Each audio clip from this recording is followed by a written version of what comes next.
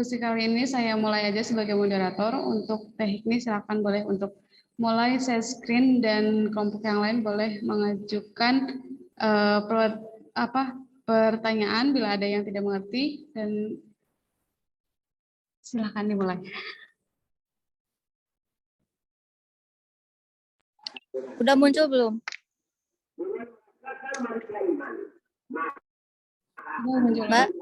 Udah. Udah. Mau lihat? Oh iya. Oke. Udah mulai sekarang ya?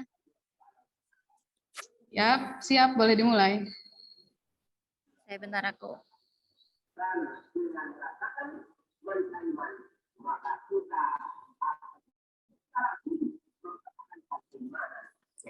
Oke, udah muncul ya?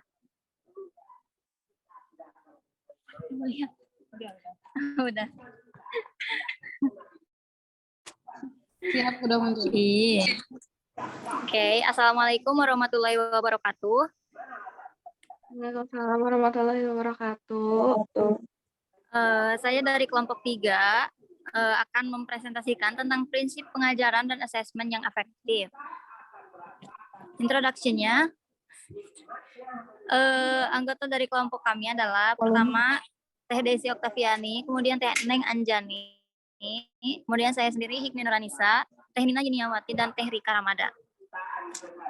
Pertama, akan menjelaskan tentang konsep pembelajaran paradigma baru dan asesmen yang efektif, yang mana konsep pembelajaran paradigma baru itu berpusat pada peserta didik. Jadi, guru itu sebagai pengarah saja, dan kegiatan intinya itu harus dilakukan oleh peserta didik, yang mana agar peserta didik tersebut bisa menumbuhkan rasa tanggung jawabnya, atau kemudian bisa berpikir kritis dan bisa mandiri. Kemudian yang kedua itu pembelajaran yang berorientasi pada penguatan kompetensi. Nah, pada penguatan kompetensi ini maksudnya adalah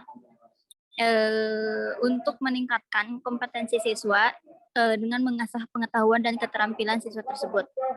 Kemudian yang ketiga, pengembangan karakter yang sesuai dengan nilai-nilai Pancasila yang berinteraksi antara pengajar dengan siswa. Nah, di sini maksudnya kenapa pada paradigma baru ini menerapkan untuk lebih mengutamakan pengarahan pada pendidikan karakter, karena sesuai dengan Pancasila, nilai-nilai Pancasila yang telah terkandung dalam Pancasilanya itu sendiri, agar peserta didik mampu berinteraksi dengan pengajar lebih baik dan lebih mengutamakan attitude-nya masing-masing. Kemudian yang kedua, asesmen yang efektif. Nah, pertama, laporan kemajuan belajar dan pencapaian peserta didik harus bersifat sederhana dan informatif. Jadi tidak boleh memperibet asesmennya itu sendiri. Yang kedua, keterkaitan antara tujuan pembelajaran. Jadi, asesmen dan tujuan pembelajaran itu harus berkaitan untuk harus berkaitan, yang mana agar capaian pembelajaran yang diperoleh siswa nanti tercapai. Kemudian asesmen dirancang secara adil, valid, dan dapat dipercaya. Kemudian meliputi berbagai bentuk tugas, instrumen, dan teknik yang sesuai dengan tujuan pembelajaran yang ditargetkan. Selanjutnya akan dibahas oleh Teh Nina Yuniawati. Oke, selanjutnya akan dijelaskan oleh saya sendiri, yaitu ada perencanaan pembelajaran paradigma baru dan asesmen pembelajaran dirancang sesuai dengan tahap perkembangan dan tingkat pencapaian peserta didik saat ini, sesuai kebutuhan belajar, serta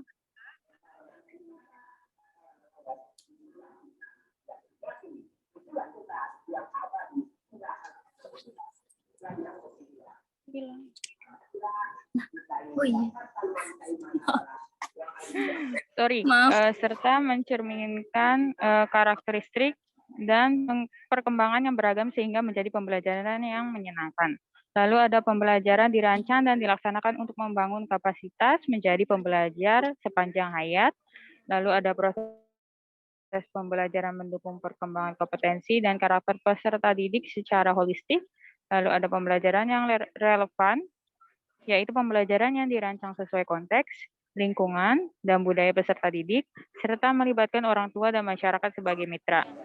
Lalu yang selanjutnya itu ada pembelajaran berorientasi pada masa depan yang berkelanjutan. Lalu bagaimana pembelajaran paradigma baru dan asesmen yang efektif untuk mencapai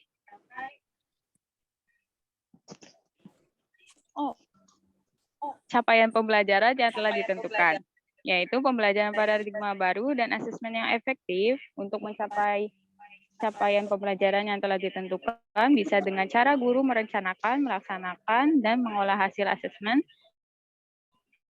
dengan membuat tujuan pembelajaran dan capaian pembelajaran di awal tahun ajaran baru. Lalu dalam pelaksanaannya guru mengajar sesuai dengan tujuan pembelajaran. Di akhir pembelajaran dilaksanakan penilaian tertulis, lalu nilai-nilai tersebut dikumpulkan, diolah, dan di akhir semester dievaluasi apakah peserta didik tersebut dapat mencapai capaian pembelajaran atau tidak. Oke, sudah selesai dari saya.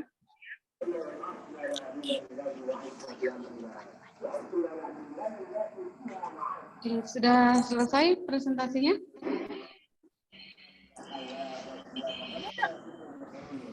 Lanjut Teh Desi. Oh, siap.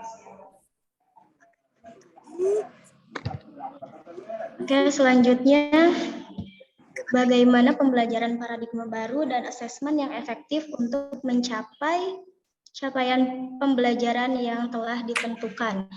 Itu jadi pada dasarnya asesmen memiliki fungsi sebagai media untuk memantau dan memonitor dengan tujuan dapat memahami kemampuan dan posisi siswa berdasarkan rentan waktu pembelajaran. Jadi bukan berdasarkan seberapa tinggi nilai yang bisa dicapai siswa, akan tetapi sudah sejauh mana perkembangan yang sudah dilalui siswa jika dibandingkan dengan kemampuan awalnya.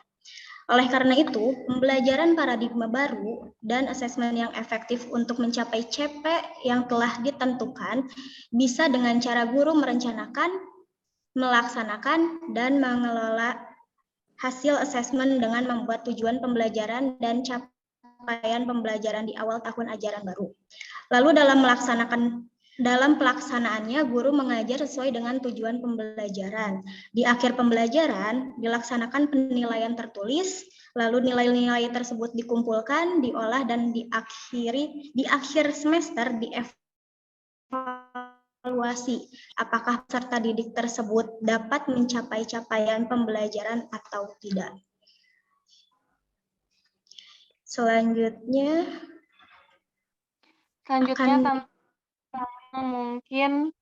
tantangan yang mungkin muncul dalam merencanakan pembelajaran dan asesmen paradigma baru. Yang pertama adalah menentukan kurikulum. Nah, untuk menentukan kurikulum, strateginya identifikasi kebutuhan, meninjau sumber daya yang tersedia. Tantangan yang kedua, kesulitan memilih metode. Strateginya, identifikasi materi dan identifikasi peserta didik. Untuk lebih jelasnya akan dilanjutkan oleh Teh Anjani.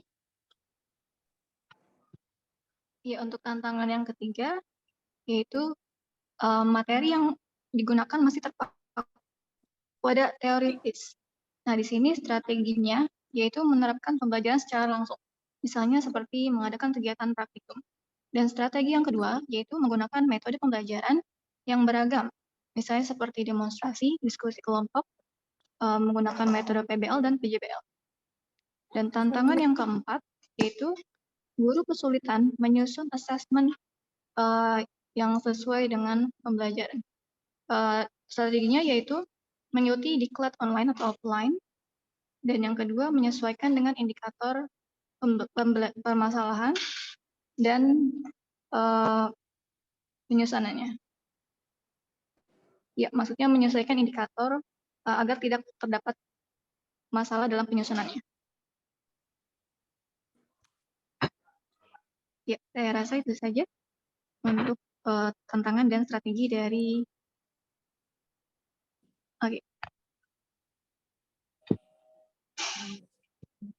Oke, terima kasih atas presentasinya dari kelompok kami. Selanjutnya, lanjutkan dengan pertanyaan-pertanyaan. Boleh siapa yang mau bertanya? Oke, mungkin saya percepat saja karena waktunya sudah habis ya, gitu 7 menit untuk diskusi dan tanya jawab. Jadi saya Oh iya, langsung kita lanjut. pindah saja lanjut ke kelompok yang kedua ya. Kalau ada Oh, yang boleh, ditanyakan boleh. nanti di akhir saja kita diskusikan kembali. Oke. Untuk kelompok 2 siapa yang akan memulai?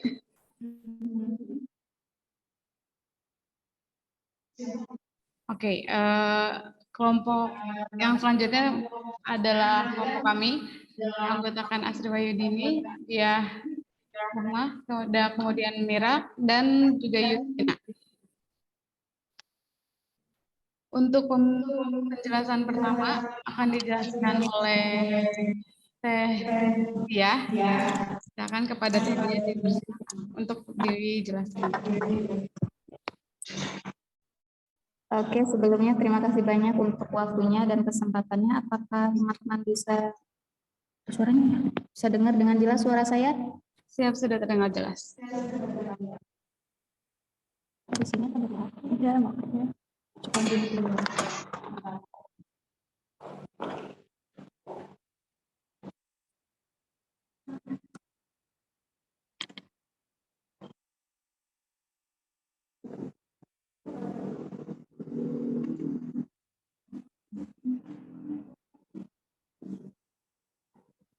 Nggak ada ya? Ada suaranya, Mbak Dia.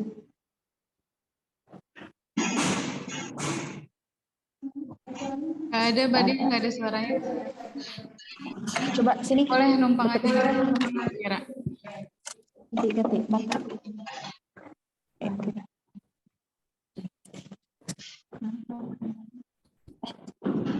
Oke, teman-teman bisa dengar suara saya dengan jelas? Siap, sudah jelas.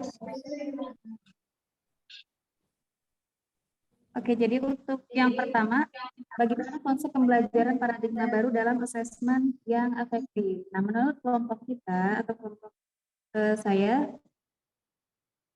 paradigma baru bukan model yang linear, namun siklus yang berkesinambungan. Nah, dalam pembelajaran paradigma baru itu mempunyai 3 komponen yang penting. Yang pertama ada pemetaan standar kompetensi, kemudian ada yang kedua merdeka belajar, dan yang ketiga asesmen kompetensi. Kemudian bagaimana semestinya guru merencanakan pembelajaran paradigma baru dan asesmen yang efektif untuk mengukur capaian pembelajaran peserta didik. Nah, ini bisa kita lakukan dengan cara yang pertama, pembelajaran harus memenuhi keragaman potensi, kebutuhan perkembangan, dan tahapan belajar serta kepentingan peserta didik. Kemudian yang kedua juga harus ada asesmen formatif atau juga sumatif. Nah, 2 komponen ini saling melengkapi. Itu saja untuk presentasi dari saya. Terima kasih. Selanjutnya. Baik, untuk yang ketiga yaitu bagaimana pembelajaran paradigma baru dan asesmen yang efektif untuk mencapai capaian pembelajaran yang telah ditentukan. Jadi untuk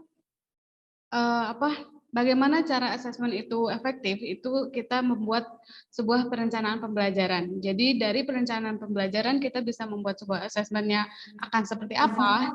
Jadi satu alur dengan tujuan pembelajaran yang akan kita laksanakan. Gitu. Jadi untuk menuju ke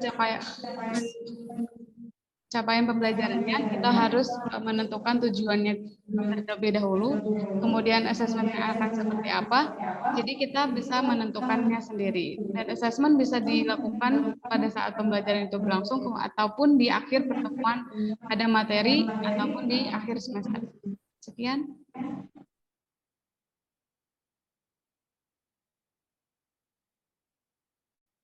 Selanjutnya, saya akan menerangkan tentang tantangan yang dihadapi dalam merencanakan pembelajaran paradigma baru.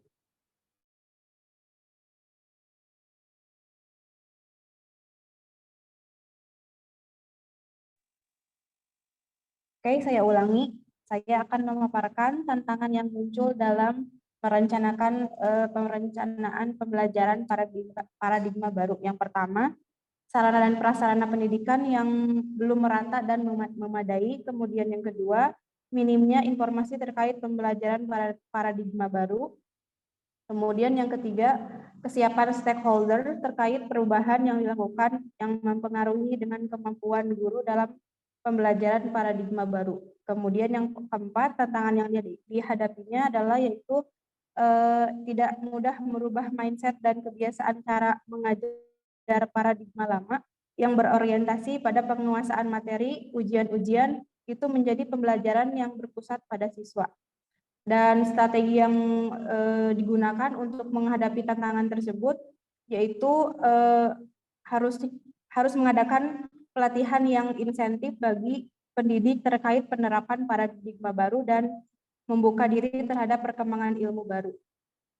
Mungkin cukup sekian presentasi dari kami. Jika ada yang ingin ditanyakan atau kurang jelas.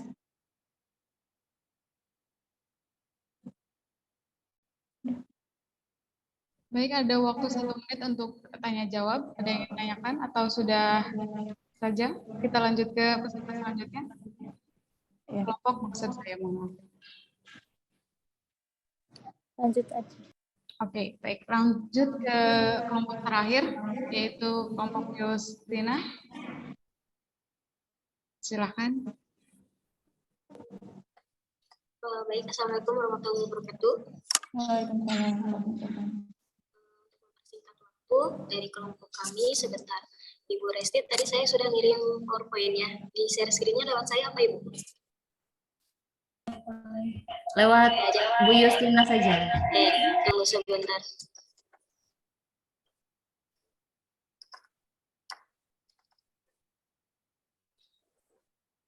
Sudah ada?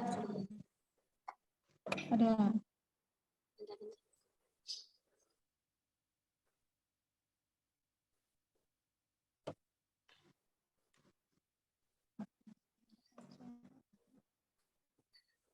Yang pertama akan dijelaskan oleh Ibu Rohimatul. Ya.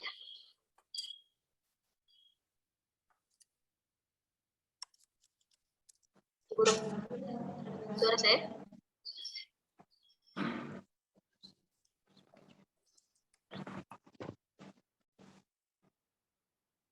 Recording in progress.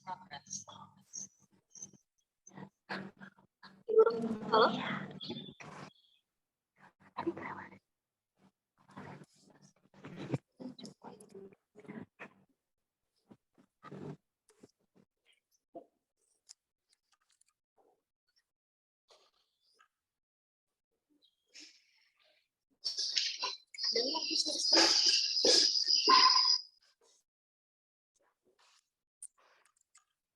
Halo Ibu Rohimatul, halo? Ya. Iya, boleh dimulai ya Bu ya. Oh, baik.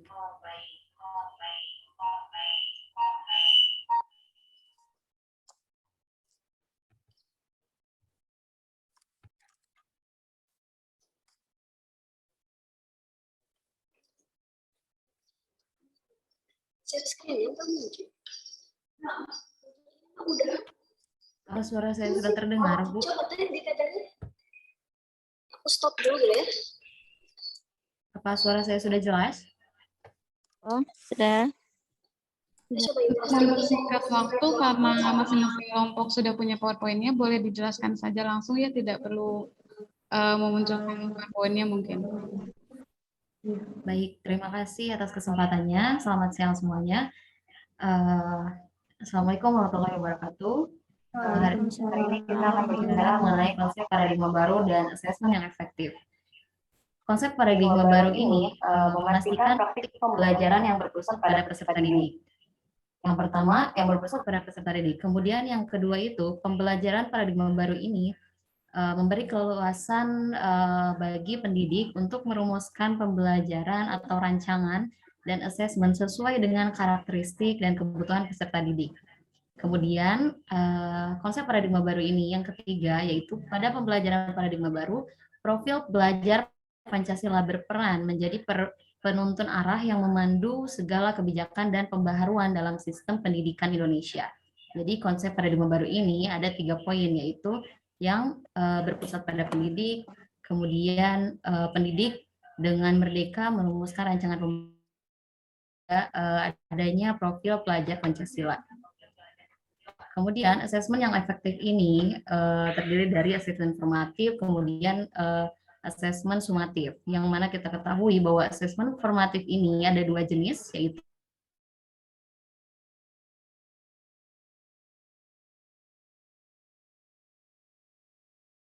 formatif ini ada asesmen for learning, yaitu penilaian untuk pembelajaran, kemudian ada asesmen as learning, di mana penilaian ini sebagai pembelajaran. Kemudian ada asesmen sumatif, yaitu penilaian akhir pembelajaran yang kita tahu seperti PTS, PAS, dan PAT. Nah, bagaimana asesmen yang efektif? Asesmen yang efektif ini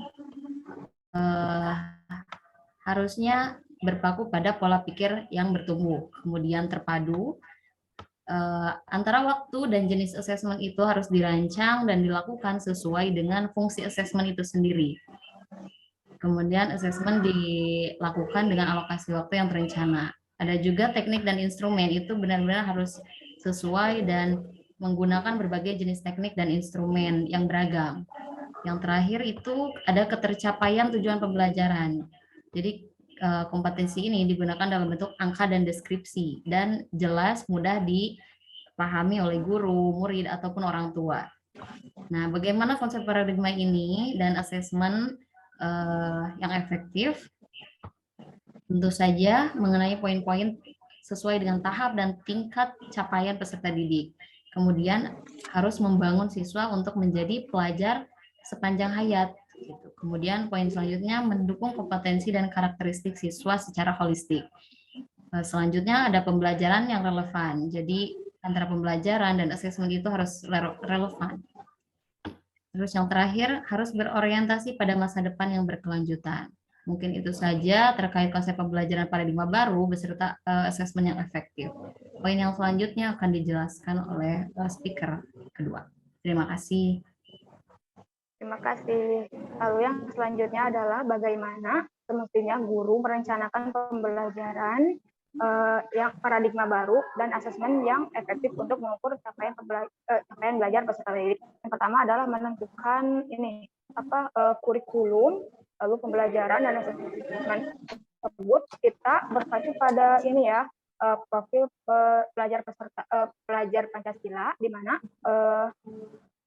pihak sekolah atau kurikulum memberikan pembelajaran intrakurikuler seperti muatan-muatan atau pembelajaran yang ada di kelas, lalu kalau ada ditambahkan dengan muatan lokal seperti bahasa daerah, lalu untuk ekstrakurikuler sebagai kegiatan pendukung untuk mendukung minat dan bakat para pendidik dan juga budaya sekolah, yaitu norma atau peraturan yang berlaku di sekolah tersebut. Lalu untuk pembelajarannya, seperti yang kita ketahui, untuk paradigma baru ini berpusat atau berfokus pada peserta didik dengan bisa dengan melakukan pemetaan capaian peserta didik, capaian pembelajaran dengan dalam fase usia. Lalu yang selanjutnya adalah asesmen. Untuk asesmen tersebut bisa dilaksanakan sesuai dengan dengan konsep formatif dan sumatif. Untuk formatif itu yang dilakukan untuk sebagai bahan refleksi dan perbaikan proses pembelajaran. Lalu yang selanjutnya adalah sumatif untuk mengevaluasi pada akhir proses pembelajaran. Baik, yang selanjutnya akan disampaikan oleh Sarah. Saya akan melanjutkan penjelasan mengenai nomor 3, yaitu bagaimana semestinya guru merencanakan pembelajaran paradigma baru dan asesmen yang efektif untuk mengukur capaian belajar peserta didik.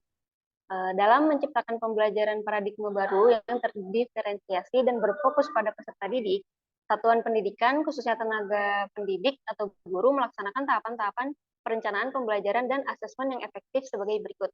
Yaitu yang pertama adalah menganalisis capaian pembelajaran atau CP untuk menyusun tujuan pembelajaran dan alur tujuan pembelajaran.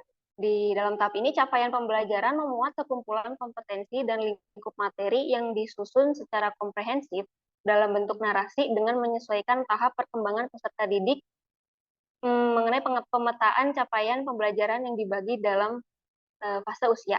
Lalu selanjutnya yang kedua yaitu perencanaan dan pelaksanaan asesmen diagnostik. Asesmen diagnostik ini bertujuan untuk mengidentifikasi kompetensi, kekuatan, kelemahan peserta didik yang hasilnya digunakan pendidik sebagai rujukan dalam merencanakan pembelajaran sesuai dengan kebutuhan pembelajaran peserta didik. Lalu selanjutnya itu yang ketiga adalah mengembangkan modul ajar. Di dalam pengembangan modul ajar ini bertujuan untuk mengembangkan perangkat ajar yang memandu pendidik melaksanakan pembelajaran. Modul ajar yang dikembangkan harus bersifat esensial, menarik, bermakna, dan menantang, dan juga relevan dan kontekstual, serta berkesinambungan. Lalu selanjutnya yaitu penyesuaian, yang keempat yaitu penyesuaian pembelajaran dengan tahap capaian dan karakteristik peserta didik. Dalam tahap ini pembelajaran paradigma baru berpusat pada peserta didik. Karena itu pembelajaran ini disesuaikan dengan tahapan pencapaian dan karakteristik peserta didik. Dan para pendidik menyesuaikan proses pembelajaran, menyesuaikan produk hasil belajar, dan mengkondisikan lingkungan belajar. Lalu selanjutnya yang kelima, yaitu mengenai perencanaan, pelaksanaan, dan pengolahan asesmen formatif dan sumatif. Dalam merencanakan dan melaksanakan asesmen ini terdapat 5 prinsip asesmen yang hendaknya diperhatikan, yaitu prinsip pertama adalah asesmen sebagai bagian terpadu dari proses pembelajaran, memfasilitasi pembelajaran, dan menyediakan informasi yang holistik sebagai umpan balik. Lalu yang kedua adalah asesmen dirancang dan dilakukan sebagai sesuai dengan fungsi asesmen dengan keleluasaan untuk menentukan teknik dan waktu pelaksanaan asesmen. Yang ketiga, asesmen dirancang secara adil, proporsional, valid, dan dapat dipercaya. Yang keempat, laporan kemajuan belajar dan perencanaan peserta didik bersifat sederhana dan informatif. Terakhir, hasil asesmen digunakan oleh peserta didik, pendidik, tenaga pendidikan, dan tua. Lalu tahap yang keenam yaitu pelaporan kemajuan belajar. Bentuk pelaporan hasil belajar yang efektif itu meliputi pelaporan yang melibatkan orang tua dan peserta didik. Lalu selanjutnya tahap terakhir yaitu evaluasi pembelajaran dan asesmen. Di tahap ini pembelajaran dan asesmen yang sudah dilaksanakan selanjutnya dievaluasi. Pendidik melakukan refleksi pembelajaran dan asesmen pada masing-masing modul ajar. Setelah itu pendidik mengidentifikasi apa saja yang sudah berhasil dan apa saja yang perlu diperbaiki. Dan dengan mengidentifikasi hal tersebut, maka modul ajar dapat disempurnakan kembali. Seperti itu mengenai bagaimana merencanakan paradigma baru dan asesmen yang efektif untuk mengukur capaian belajar peserta didik dari saya.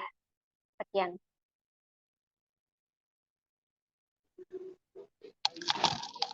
Baik, selanjutnya saya akan menjelaskan tentang tantangan yang mungkin muncul dalam merencanakan pembelajaran dan asesmen paradigma baru. Nah, dalam merencanakan pembelajaran yang harus dicapai oleh siswa, salah satunya itu tantangan yang mengharapkan siswa bisa menerima seluruh materi. Di sini guru sebagai yang memberikan materi mungkin dihadapkan dengan beberapa karakter siswa yang berbeda-beda. Nah, di sini merujuk ke model ajar atau modul ajar yang bisa digunakan guru untuk dikembangkan lebih lanjut supaya karakteristik anak yang berada di kelas dengan salah satunya yang berbeda dari satu dengan yang lainnya bisa tetap menerima materi secara menyeluruh. Lalu bagaimana dengan pemberian asesmen yang dilakukan guru? Nah, mungkin di tahap ini guru bisa dihadapkan pada bagaimana respon siswa selama proses kegiatan berlangsung. Dari sini guru dapat melakukan praevaluasi untuk mengetahui sejauh mana pengetahuan siswa sebelum memberikan materi. Lalu selanjutnya guru dapat memantau siswa selama mengikuti kegiatan belajar. Di sini guru juga dapat melakukan asesmen sumatif yang akan membantu guru dalam menganalisis pemahaman siswa selama pembelajaran. Dari saya cukup sekian, lalu dilanjut oleh Bu Resti.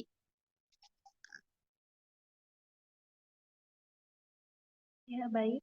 Untuk yang selanjutnya yaitu mengenai strategi ketika seorang guru dihadapkan dengan tantangan tak kalah akan merencanakan sebuah pembelajaran dengan paradigma baru dan asesmennya. Nah, di sini ada beberapa strategi yang bisa dilakukan oleh seorang guru dalam menghadapi tantangan-tantangan tersebut. Yang pertama itu mengidentifikasi terlebih dahulu tentang materi yang akan disampaikan. Mengapa hal ini perlu? Karena ketika suatu materi akan disampaikan, kita harus mengetahui dahulu apakah materi tersebut akan sampai kepada siswa tersebut, apakah siswa akan mudah menerima tentang materi yang akan kita sampaikan nantinya. Kemudian yang kedua itu mengidentifikasi karakteristik siswa. Nah, dengan mengidentifikasi tentang karakteristik siswa, hal ini juga berkaitan dengan poin yang ketiga, yakni dalam memilih metode pembelajaran yang sesuai dengan karakteristik peserta didik. Nah, ketika seorang guru akan memilih metode pembelajaran apa yang akan dilakukan dalam proses pembelajarannya, metode yang digunakan itu harus sesuai dengan karakteristik siswa, karena jika metode pembelajaran itu tidak sesuai dengan karakteristik siswa, ditakutkan proses pembelajaran itu tidak akan berjalan dengan efektif. Yang nantinya tujuan pembelajaran yang telah dirancang atau yang telah disusun oleh seorang guru itu tidak tercapai. Kemudian jika seorang guru merasa kesulitan untuk mengintegrasikan sebuah teknologi dalam proses pembelajaran, guru tersebut dapat mengikuti pelatihan atau workshop tentang penggunaan teknologi dalam pembelajarannya.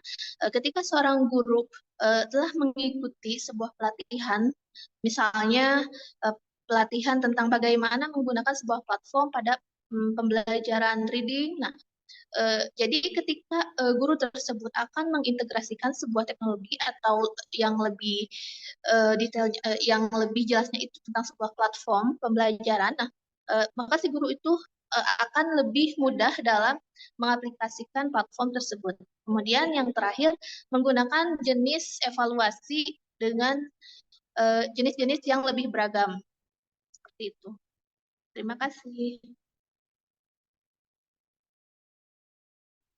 Baik, terima kasih kepada kelompok 3 yang sudah memberikan hasil diskusinya. Karena sekarang masih banyak waktu, jika ada yang ingin ditanyakan, baik itu dari kelompok 1, 2, maupun 3, dipersilakan.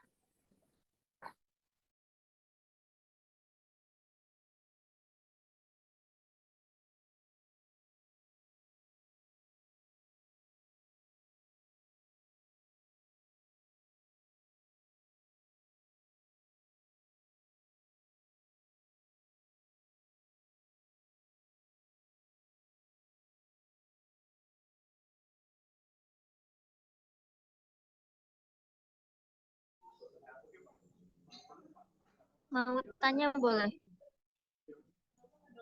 Sangat diperbolehkan. Mau nanya ke kelompok mana? Saya tuh kelompok 4 ya? Ya, 3.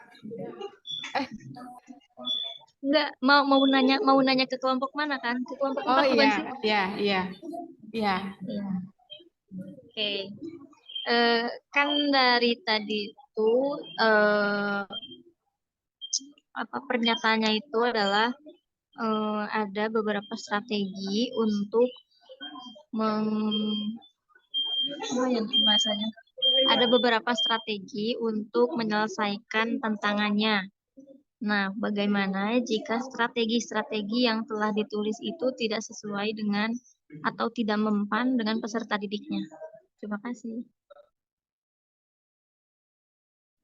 Sebentar, untuk kelompok 4 itu maksudnya kelompok yang terakhir tadi presentasi kah? Nanyanya yang ke kelompok, bukannya tadi tuh kelompok 3 nanya ke kelompok 4 gitu ya?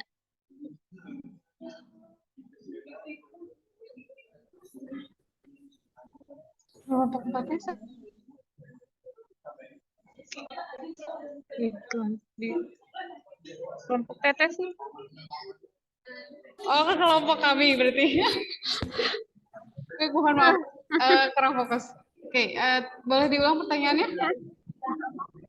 Ya, kan ada ada beberapa strategi untuk menyelesaikan tantangan-tantangan yang akan dihadapi. Namun, bagaimana jika strategi yang telah dirancang itu tidak sesuai dan tidak mempan terhadap peserta didiknya? Apa yang harus dilakukan? Oke, terima kasih banyak untuk pertanyaan dari kelompok 5. Saya perwakilan dari kelompok pertanyaan tersebut semoga memuaskan. Jadi ketika strategi yang sudah dilakukan itu tidak sesuai dengan yang ada di lapangan, artinya guru itu kurang persiapan, baik persiapan dirinya sendiri ataupun persiapan dari segi pembelajarannya, seperti RPP-nya, strategi metodenya, tempatnya, kemudian kurangnya observasi tentang peserta didik, kurangnya mendalami apa yang harus digali dari peserta didik itu. Sehingga di sini perlu evaluasi baik dari diri sendiri ataupun dari lingkungan yang ada. Itu. Bagaimana? Cukup memuaskan untuk kelompok 5? Oke, siap-siap udah. Oke, terima kasih. Terima kasih jawabannya Mbak Dia. Sama-sama. Oke, Mbak Dia, apakah ingin ditanyakan juga ada emoticon raise your hand tadi? Oke, pertanyaan dari kelompok 4 untuk kelompok 3 ya. Karena di awal sudah dijelaskan tentang pembelajaran paradigma baru dan asesmen yang efektif. Pertanyaannya adalah, adakah contoh asesmen efektif yang sudah diterapkan di sekolah di sekitar lingkungan Anda? Itu saja. Apakah ada atau tidak gitu? Boleh diulang. Adakah contoh asesmen efektif yang sudah diterapkan di sekolah di sekitar lingkungan Anda? Jadi ada banyak sekolah pasti kan di lingkungan Anda. Nah, apakah sudah ada yang menerapkan asesmen yang efektif atau belum gitu?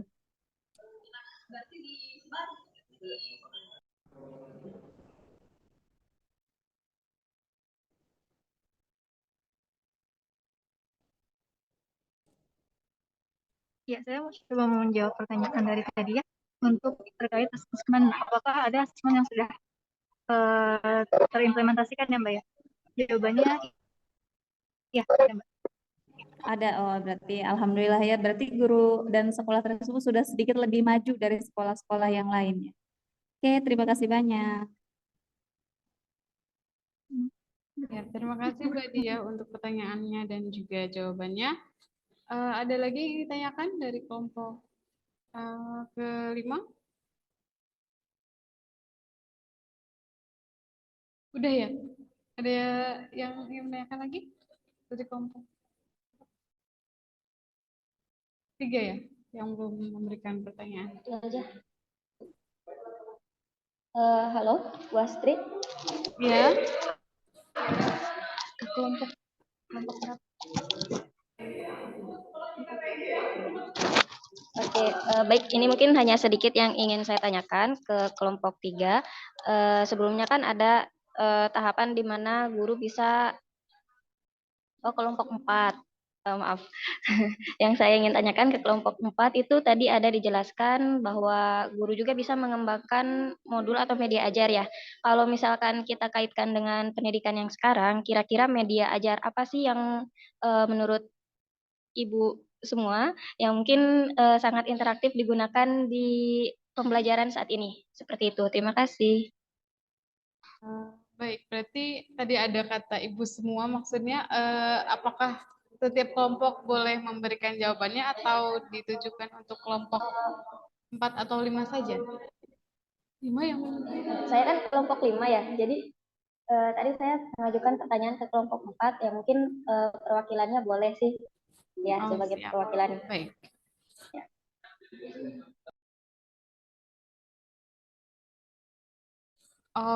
Izin menjawab dari mewakili kelompok 4. Kalau untuk media ajar yang dirasakan akan sangat efektif dan membantu pembelajaran siswa, mungkin bisa dengan berbasis teknologi atau bisa game ataupun kuis yang menggunakan teknologi gitu. Jadi karena zaman sekarang kan anak-anak memang sudah sangat dekat sekali dengan teknologi. Jadi mulai dari siswa menengah pertama itu misalkan bisa dikenalkan dengan adanya permainan yang berbasis bahasa Inggris. Di sini kontekskan bahasa Inggris itu yang bisa mereka akses ataupun mereka mainkan untuk bisa belajar bahasa Inggris. Jadi konteksnya masih dalam games, tapi itu kan bisa menjadikan kebiasaan mereka untuk belajar bahasa Inggris meskipun melalui dari permainan game tersebut. Mungkin itu salah satunya.